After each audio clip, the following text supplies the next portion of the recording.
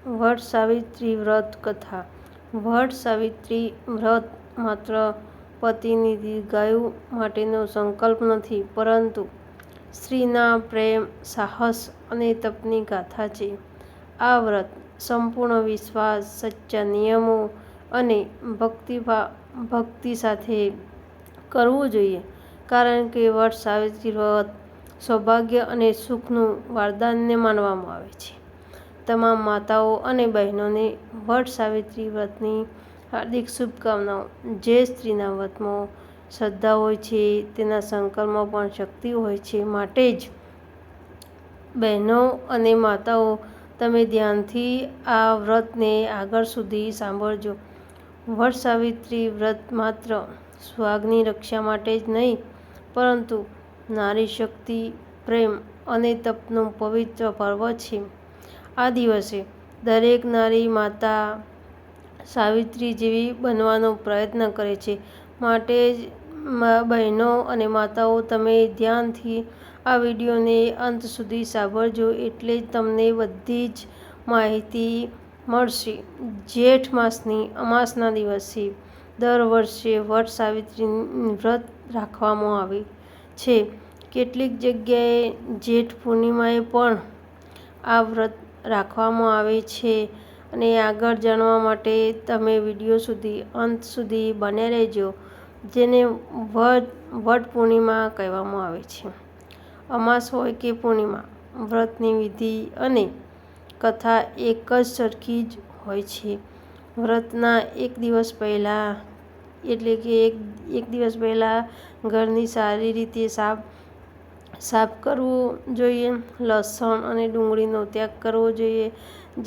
જે બહેનો અને માતાઓ પહેલીવાર જો વ્રત કરતી હોય, તો આ વિડીયો અંત સુધી જોજો, એટલે તેમને તમામ માહિતી મળી રહે. અને પૂજન સામગ્રી તૈયાર કરવી જોઈએ, જેમ કે પૂજન સામગ્રીમાં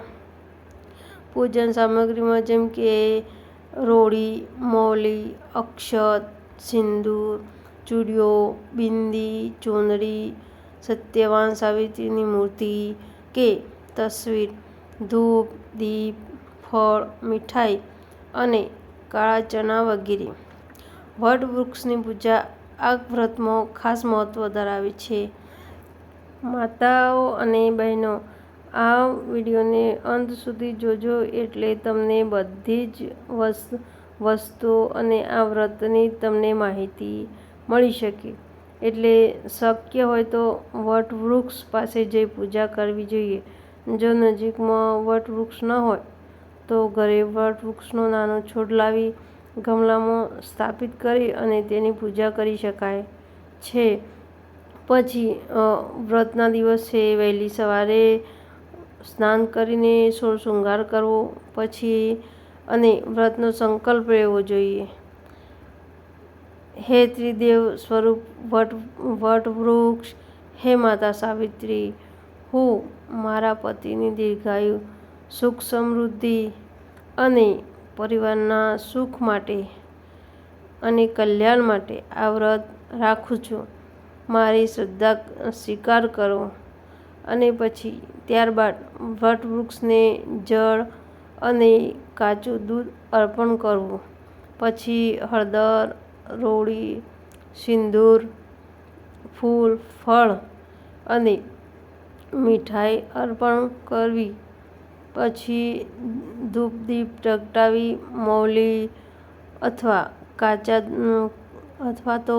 કાચા સૂતથી વટ વૃક્ષની 7 પરિક્રમા કરવી. અને માતાઓ અને બહેનો, ધ્યાનથી સાંભળજો. જો પરિક્રમા હંમેશા જે કરવાની હોય તે જમણી દિશામાં જ કરવી. પરિક્રમા દરમિયાન માતા સાવિત્રી અને સત્યવાનનું આપણે સ્મરણ કરવું અને મંત્ર બોલવો. જે મંત્ર તમે આગળ સાંભળો. અને જો માતા અને બહેનો જે આ વ્રત પહેલીવાર કરતા હોય, તે ધ્યાનથી આ વિડીયોને સાંભળજો અને ધ્યાનથી આ બધી જ વસ્તુઓનું ધ્યાન રાખજો. આ મંત્ર છે: વટ વૃક્ષમ પૂજિષ્યામિ વિશ્વરૂપમ ચ વૈષ્ણવમ સાવિત્રી સત્યવાનમ ચ યમમ ચ સમુપાસ્મહે. ત્યારબાદ સત્યવાન સાવિત્રીની પૂજા કરવી, સત્યવાનને તિલક અને જનેઉ અર્પણ કરવું તથા માતા સાવિત્રીને સિંદૂર, ચૂંદડી અને શૃંગારની સામગ્રી અર્પિત કરવી. પૂજા પૂર્ણ થયા પછી આરતી કરીને પ્રાર્થના કરવી, હે માતા સાવિત્રી, જેમ તમે તમારા પતિને મૃત્યુમાંથી પાછા લાવ્યા અને તમે મારા પતિની પણ રક્ષા કરજો અને મારા સુહાગને અખંડ રાખજો. જો પૂજામાં કોઈ ભૂલ થઈ હોય તો ક્ષમાયાચના જરૂર કરવી અને વ્રત દરમિયાન ક્રોધ, ઝઘડો અને કડવા શબ્દોથી દૂર રહેવું જોઈએ.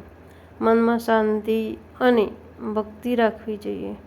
જો નિર્જર વ્રત રાખવું મુશ્કેલ હોય તો ફળાહાર લઈને પણ વ્રત કરી શકાય છે.